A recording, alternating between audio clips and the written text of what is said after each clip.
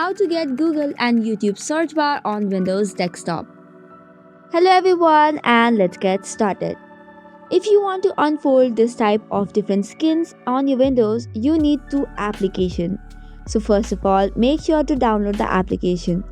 The first application is Rainmeter. So for that, you can go to rainmeter.net and then download it. This way you can allow to display the different type of customizable skins on your desktop. It could be hardware usage, fully functional audio visualizers and whatnot. So for that you just have to download, right click and unfold the skins.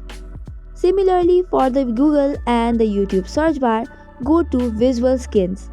Tap on the more button and then under skin by category you will see the search name.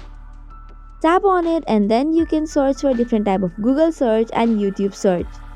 Just click on it and then download.